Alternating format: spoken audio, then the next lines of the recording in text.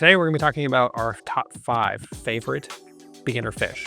And I want to preface this by saying that if you get a captive bred fish, that's going to set you up for success as a beginner right out the gate, because captive bred fish are typically already eating pellet foods, frozen foods, and everything that you're probably going to be wanting to feed them.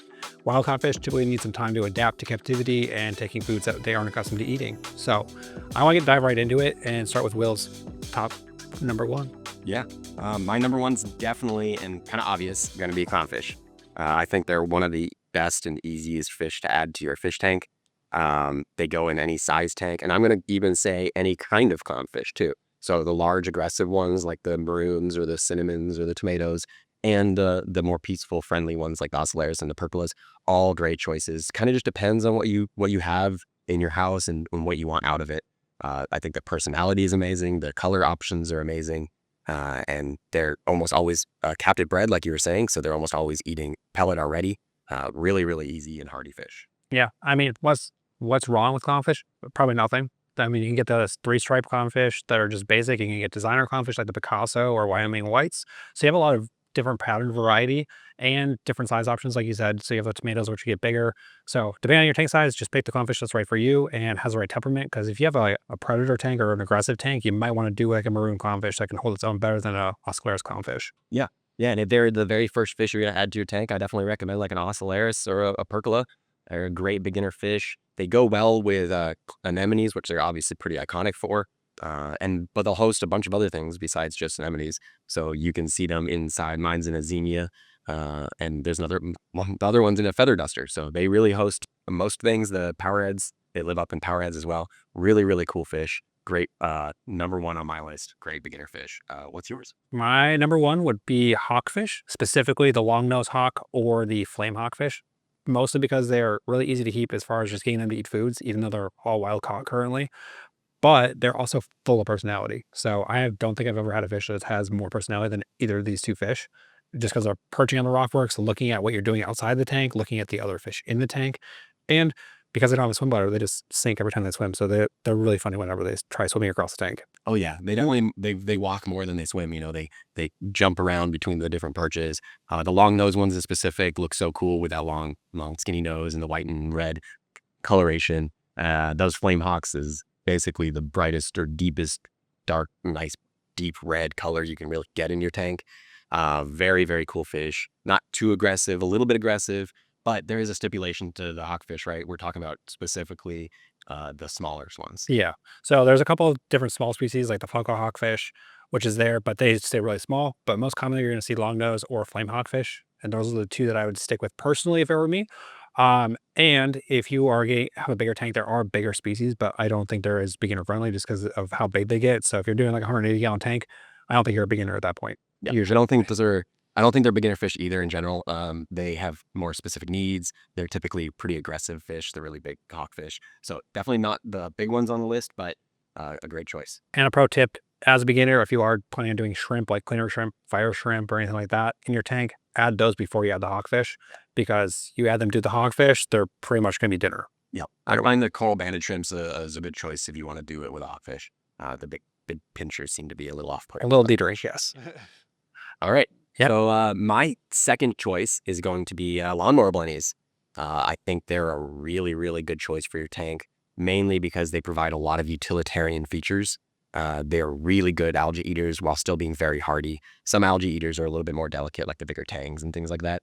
The lawnmower blennies are really, really hardy fish, full of personality, kind of perchers like the hawkfish we were talking about. And they can have some cool color patterns too. Yeah. So utilitarian, which is a really good thing. So if you're a newer hobbyist, you're typically going to run into an algae issue or algae bloom. Lawnmower blennies is going to be a great option to deal with that. And with the personality as a blenny, another top tier fish as far as personality goes. They're going to be perching throughout the tank. They're not super active swimmers, so you're not going to see them like trying to dart around too much. But when you have them like really happy, really healthy in a mature tank, I love how fat they get. Like they just have like a balloon belly. Yeah, which I think is really fun. Chubby. Yeah, really cute. Especially when they try like backing into their hole and they no longer fit. That's probably the funniest experience that I've ever encountered. Definitely. I will have some stipulations. I think it's kind of a common misconception that they stay a little smaller. They get pretty big. Lawnmower blennies can get pretty big. They're a little bit slower growers, so typically you don't see them as big as often, but they get up 7 to 8 inches, 6, 7 inches, I'd say. around that size is, you know, as big as they can get. And that requires a bigger tank. So I'd say 30, 40 gallons for your lawnmower blennies would be a better choice than your 20 gallons. Yeah, definitely would not recommend a nano tank for them. Definitely go that 30 plus gallon for a lawnmower blenny. If you do want like a smaller fish in the blenny family, the tail spot is a really good alternative for like a 10-gallon tank. Right, definitely. But that's my second. What's your second choice? My second choice would be a Royal Gromma. So almost as common as a clownfish, but I think for good reason. They have a really good personality, really unique swimming pattern where they're swimming upside down, vertically, horizontally, in the rock work, out of the rock work, in the caves, but full of color. You're going to see them across the room, especially once they get mature, the full like 3 to 4 inches that they can get, especially like an adult male. You'll see that thing across the room. Like you walk in the room, it'll be like the first fish you see if he's out. Yeah, very, very bright, colorful fish. I'd say it's probably some of the brightest purples and brightest yellows you can get in your tank. And like you said, they're a little bit reclusive of a fish. So I really like that aspect. You know, you have your clownfish or maybe amphias or whatever swimming out in the front. And it's nice to have some fish into the rock work. So when you get up close to the tank, there's more to look at than just what's initially available to see. Yeah. Plus, they take to food really easily. Also available captive bred if you want to. Yep. I also think the really fun, unique thing that people don't really consider is you can keep them in groups. So if you have a bigger tank, so if you have like a 50, 60, 75 gallon tank, you can get 5 of them. And if you get them all as juveniles, captive bred, they'll have a hierarchy. And opposite of clownfish, the mature one will be, or the biggest one will be male. Right. And then the rest will be females. And that male will then, if you have them in a healthy condition, will spawn with all the females and make nests too. Like that's cool those little algae nests, right? Yeah, I think it's really fun. A really unique behavior that people don't usually take advantage of. Definitely, yeah. A big tank, they can really fill out your rock work. I think you were mentioning this really cool. They do the little yawning, like emote almost. It's very, very cute fish, but definitely a great choice. I want to hear your next choice. My next choice.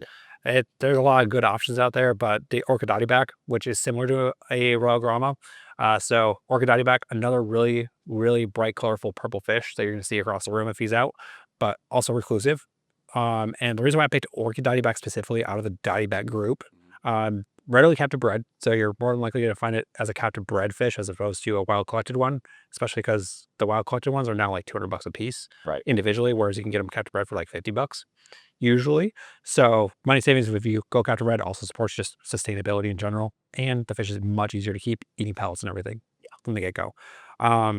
But they're also the most peaceful out of the group in my experience. So dottybacks have a notorious reputation as being super aggressive like damsels, but orchid dottybacks are relatively peaceful in my experience. I've never had one be super aggressive to any other tank mates, personally. Yeah, I think they're great, peaceful community fish. I think the dottyback reputation is rightfully owned. From some of those dottybacks, they can get really aggressive.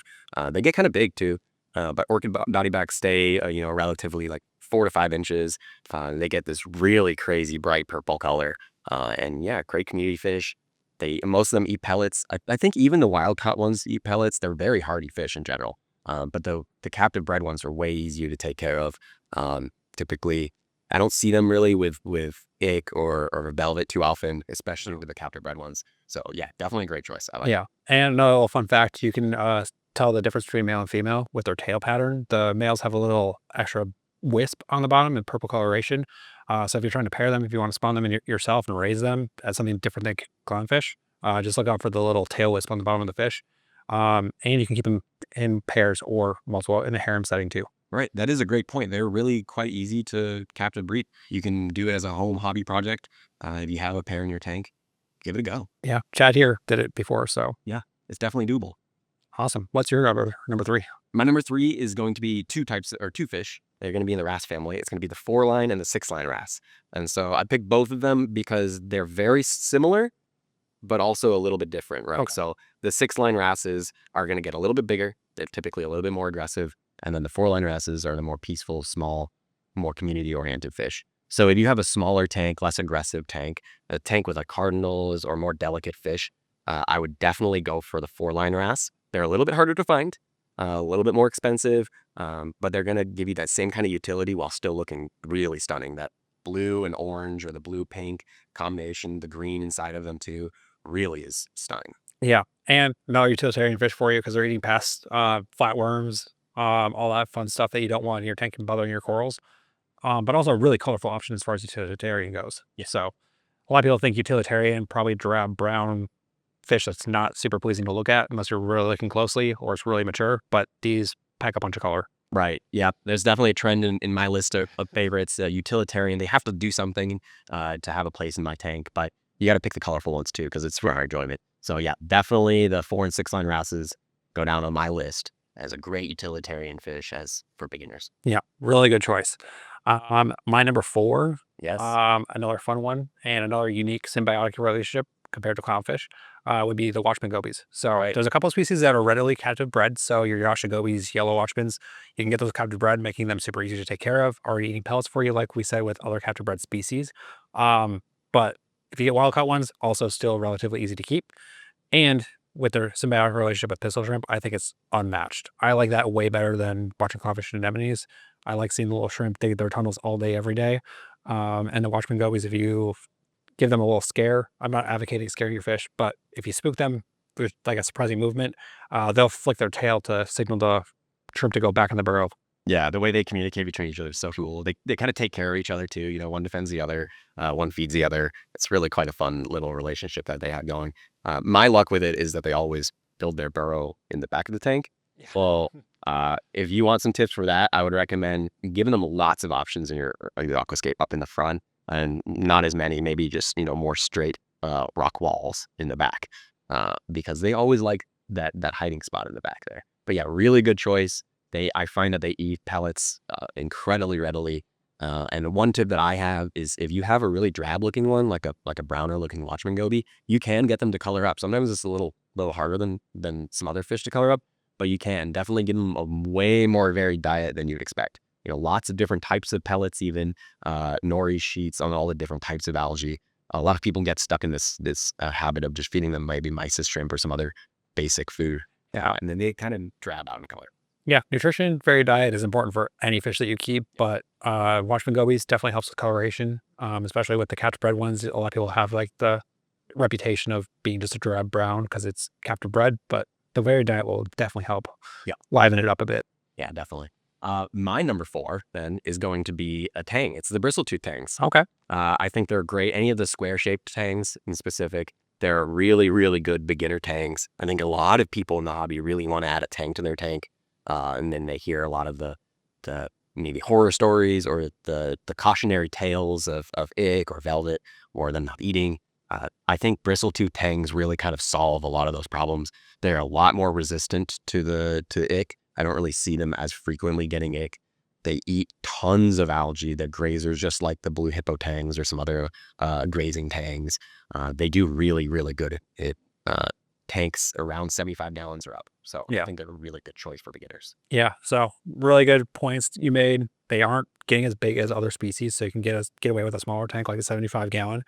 You could even start a juvenile one in a 40 gallon, upgrade to 75 later on. Right.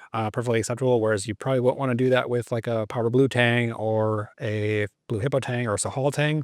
The bristletooth tangs generally just give you more variety with the smaller tank options. And also, I think they're probably the most aggressive algae eaters I've ever had. Yeah. I kind of put them on par with rabbitfish, boxface. They really are constantly grazing. The ones we have here in the studio are grazing every single time I look at the tank. They eat anything you feed them. They get along with every fish that you add to the tank. That's another really big thing about tangs. Sometimes they don't do very well with other tangs. I've never had a bristletooth have an issue with a tang. They're always very friendly, very peaceful. We have one in the 360 with a zebra tang, Achilles, there's gem tang, tangs. There's tons of tangs in there, and he's the most peaceful of them all. So definitely, if you want a tang and you're unsure, the bristletooth family, and a shout out to chevron tangs, even though they're very hard to get. They're the coolest looking ones. Yeah, they are really beautiful as juveniles. They're really bright reds and blues, stripe pattern. But that said, bristletooth tangs, in my opinion, are a very underrated, beautiful fish as mature adults. The unique patterning and colorations and stripes that they get on their body when they're a full-grown adult, I think is just breathtaking. So not going to stand out across the room like a Royal Grama will, but if you look up close, you're going to see a lot of beauty hidden in those stripes. Yeah, subtle beauty with utility. Yes. So name of the game is utility, it sounds like. I don't want to jump into my number 5 because I think I might get some flack for it. Okay. I want to hear your number 5 next. All right. So my number 5 is going to be something maybe a little bit harder to keep than the rest of the things on the list so far. But Aptasia-eating filefish, definitely a pattern in my list. Yeah. They have to serve a purpose, like I said. So Aptasia-eating filefish, they are a really, really good utilitarian fish. Basically, every single one of them is captive bred nowadays. I don't think I've really seen specifically the Aptasia-eating ones wild caught really ever. Most of the time I see them captive bred, which is a really good thing for me. Yeah. They eat pellet. They eat voraciously, really. They eat basically everything that I fed into the tank. The one downside, since they do eat Aptasia and Mahanos, typically they're going to nibble or munch on some corals that are similarly shaped or similarly colored. And so the one in 360, for example, he nips at the ends of acros every once in a while.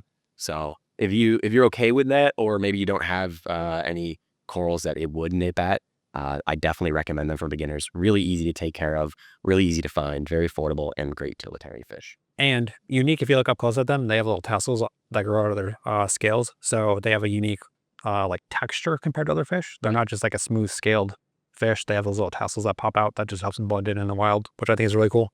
Very cool, pretty unique fish. I don't think there's many fish that are that shape, that texture, or that color pattern. So very cool choice. Yes. Now, all right, let's hear it. Okay. So don't give me a lot of hate, but I'm going to say mandarin fish. Okay. I think they are easy to keep, assuming a couple things. Okay. The most important thing, yes, there's a couple rules with this one. First rule, at least a 75-gallon tank for a single specimen. So if you're keeping just one 75-gallon tank, at least 6 months old, that you've already preceded with copepods like very near the beginning. Okay. So it's had time to develop the copepod population. Probably want to run a refugium, in my opinion, just to really boost the pod population, whether it be copepods or amphipods. If you put mandarin fish in that tank, you really don't have to do much, in my opinion, in my experience. You pretty much drop it in. You're going to see it when you add it. You're going to see it disappear into the rockwork. Might not see it for a few weeks to a month at a time. It pops out super fat, super happy, looking healthy. Probably the lowest maintenance fish you're going to have. Yep. Yeah, I think I'd agree. I think there's one other of the main stipulations for me would be it has to be captive bred. Yes. You were telling me actually that, and it's totally true, the transportation of them from where they get captured to here is too long of a period for them to go without eating. Their metabolism is way too fast. And because of that, they do kind of starve, right? Yes. So for those that don't know wild caught fish, when they're caught in the wild, they're probably on a ship for at least a week, if not longer, before they get to the port of entry into the U.S., at least for the U.S. supply chain. So whether that be Caribbean fish coming into Florida, probably a little bit less time because the Caribbean is not quite as big as, say, the Pacific Ocean.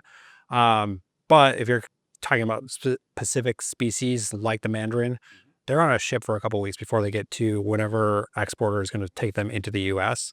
And those conditions are not a reef tank. They're going to be a small box. Right. And that box is not going to have a whole lot of copepods in it for the mandarin fish to eat. And because they don't really adapt to captive foods, there's not really much the people on the ship can do to keep them healthy throughout that journey. So you're going to have a fish that's starved, that's designed to eat almost 24/7. So their metabolism is designed to work that way, much like anthias are designed to eat small foods all day long. So they're going to be come in starved, already weak, not going to adapt to a captive diet readily. So by the time they get to you from your local fish store or online vendor of choice, from a wild caught point of view, they're already going to be starved and weak and not going to have a really high chance of making it in your tank, no matter how many copepods you have. It's already too late. So you're already a couple weeks too late to make that fish happy and healthy. Yeah, I definitely think that's where the bad reputation for mandarins come from, is the wild caught ones. Yes. I find the captive bred ones in an established tank are insanely easy. You don't even have to do anything once you've added them, like you were saying. You kind of just continue your normal maintenance schedule and they will show up once they're comfortable in the tank, nice and healthy. I have one more stipulation I would say is I've seen some recently, some really tiny captive bred ones. Those ones you're going to have to treat specially. You're going to have to quarantine them, put them in the tank and feed them specifically. Many times a day. Yeah, many times a day. That if you want to just add one to your tank and forget about it, get one that's like half an inch or longer at least. And they do just great. They really do. They're really peaceful fish. Nothing bothers them. They're not, like you said, they're not ick magnets. They're really not going to cause any issues. So yeah. Great So choice. captive bred, way short supply chain. So they're at the facility at ORA. If you order from us, it's direct from ORA to your door in a day. So there's like no downtime for them as far as eating goes. They can handle that day of transport that it takes to get to you. put it in your tank. They have a food source and they are ready to go, ready for life, and already in a healthy condition. Another perk with mandarin fish is they have a very thick slime coat compared to other species. Right. So disease chances are really low, but also captive bred, those conditions are relatively healthy. They're quarantined. The brood stock themselves that they're working with are pre-quarantined, so there is no or very minimal chance of any cross-contamination with any parasites like ache or velvet or anything like that getting into the system. And even if it is there, the mandarins have a very thick slime coat, so it's not going to be able to infect them or hit them the same way it would like a tang that has a very thin slime coat. Yeah, as long as they're well fed, they're very hardy fish. Yes. Definitely a great choice. And we have one more. Yeah, honorary mention. We both went through 5 each. Yes. But we couldn't not add this one because we both recently had some really good experiences with them. Assessor fish. Super cool fish. Kind of like that royal drama, right? They hide a lot, but they're very, very cool. Closer related to royal grammas and other basslets. They're going to swim upside down, vertically, every which way. But compared to other basslets, they're a lot more outgoing. They're going to be a little bit more out in the open for you compared to a royal gramma that's going to be in the rock work directly. And you have a bunch of different color options. So you get the golden assessor basslet, which is a bright yellow, which is really cool. There's the blue assessor, which is a darker navy blue color. And then there's the Randall's, which is my personal favorite, which is a really bright blue that just glows in the tank. Yeah, very, very cool fish. Very easy to get captive bred. They transition to your tank at home really quickly. I find they kind of out and about. Well, as out and about as kind of a hidden fish is. Yes. Really quickly, they're showing their personality really quickly. All the ones I've experienced, they go for pellet the day of you add them. So really great choice. That's been my experience as well. Yeah, we couldn't miss out on adding them to the list. But just to recap, captive bred is going to be your best option as far as any beginner fish goes. That's going to just make the transition into your tank much easier.